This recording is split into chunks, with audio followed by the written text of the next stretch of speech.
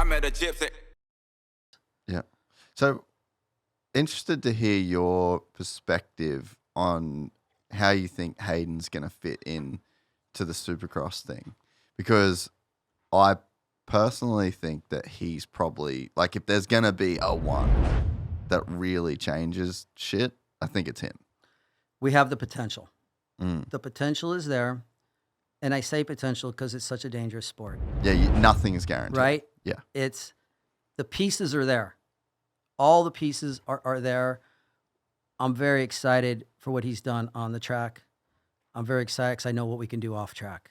You know, I know what we're capable of doing as an organization. And when I mean an organization, I mean Brian and Connections and all of us and our team around us. I really feel like we can do some things in this sport that's never been done, and we can change it for the better from a marketing and publicity standpoint. But it's a dangerous sport, and a lot of things can happen.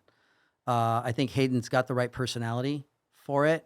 It's interesting to see the banter and the haters out there, one form or the other. I like it. We need that sort of personality in this sport, and to be unafraid to say what you're thinking. Yeah. To take a page from WWE and MMA or UFC. Yeah. You know, take a page from there. Like, the fans are eating it up. Bad publicity is good publicity, right? If it bleeds, it leads. Like, let's start getting on SportsCenter. Like, I'm going to take you down a little different tangent here on that, but about Hayden. But I'm like, why are we not on SportsCenter every freaking Saturday night? Yeah, why aren't we on SportsCenter? You're a media guy. I'm like, I'm not trying to throw this at you, but I'm like, hey, you're a media guy. I'm like, I've worked with me. I'm like, why will ESPN and FS1 not broadcast this and we got to watch pickleball highlights? Yeah. Why do we got to watch the dog racing highlights of the frickin' Corgi championships? And you telling me we can't watch the Supercross championship? But what highlights? What actually is the problem? Like, where is the breakdown? I'm going to tell you what I heard. Okay. And it isn't recently, but in years past, I've asked this question, like the whys. And I have been told that it's because we are not on their broadcast channel. That's probably what I figured. And I call bullshit.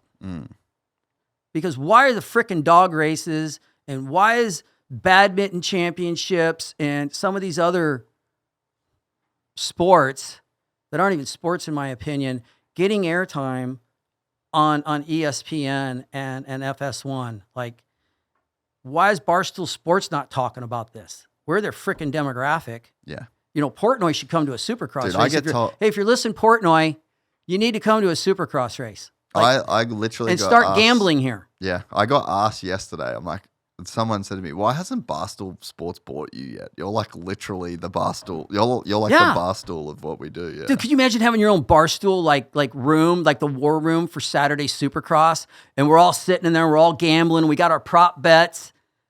That's pretty badass. It's coming. I want in on that. Right. As a gambler, I want in on that one with you, Jace. All right. Well, we can talk after. No, I want to be part of the like. I got some ideas for next. And that's something our sports really miss, and I hope it comes sooner than later. The gambling, the fantasy's cool. Yeah. The gambling, the prop bets. It's here in our country. It ain't going away. Get on the bandwagon. It's more sponsorship revenue for these teams. It's more sponsorship revenue for the sport. It's going to bring in, I think fantasy football saved the NFL. Dude, I mean, so right. If you enjoyed this content, please like and subscribe. And to listen to the full 3-hour podcast, search Gypsy Tales in your favorite podcast platform or click the link in the description below. Gypsy Gang.